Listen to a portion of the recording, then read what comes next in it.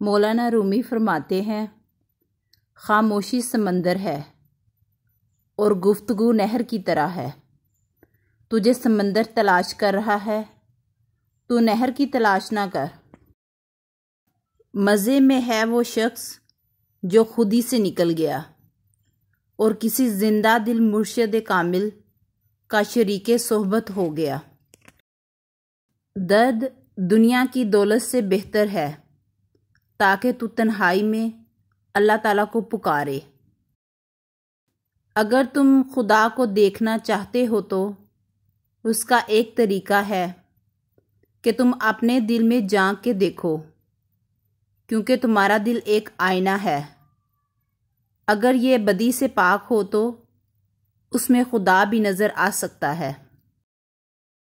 جب خدا ہماری مدد کرنا چاہتا ہے تو ہمیں انکساری کی طرف مائل کر دیتا ہے۔ رب تعالیٰ کے ہاں گنہگار کے آنسوؤں کی بڑی قدر و قیمت ہے۔ دوسروں کے ساتھ کیا ہوا، دوسروں کی کہانیوں سے مطمئن نہ ہو۔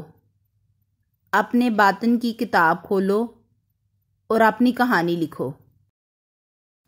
خدا کی طرف سے عطا شدہ نعمتوں کی ناشکری کرنے سے اللہ اور اس کا رسول صلی اللہ علیہ وسلم ناراض ہوتے ہیں۔ میری عمر کا حاصل ان 3 باتوں کے سوا کچھ نہیں: خام تھا، پختہ ہوا اور جل گیا۔ ہستی کا آئینہ فنا ہے، فنا اختیار کر تاکہ تو ہستی کو دیکھ لے۔ درد دنیا کی دولت سے بہتر ہے تاکہ تو تنہائی میں اللہ تعالیٰ کو پکارے۔ بیوقوفوں کی صحبت سے تنہائی بہتر ہے، لیکن تنہائی سے بہتر ہے کہ اچھے لوگوں کی تلاش جاری رکھو، یقیناً تم ان تک پہنچ جاؤ گے۔ خاموشی اللہ کی زبان ہے اور اس کے علاوہ سب کچھ ایک کمزور ترجمے کی حیثیت رکھتا ہے۔ ٹوٹا ہوا دل خدا کی توجہ کھینچتا ہے۔ خوش نصیب ہے وہ روح جو خدا کے لیے روتی ہے۔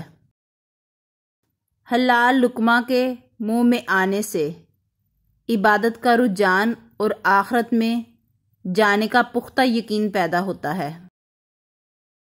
نیکی اور بدی کے تصور سے نکل کر اگلے مقام تک آ جاؤ، میں تمہیں وہیں ملوں گا۔ سچی یعنی حقیقت کی باتیں سننے پر ہر شخص قادر نہیں ہے۔ اسی طرح عاشقوں کی کیفیات عام لوگ سمجھنے سے قاصر ہیں۔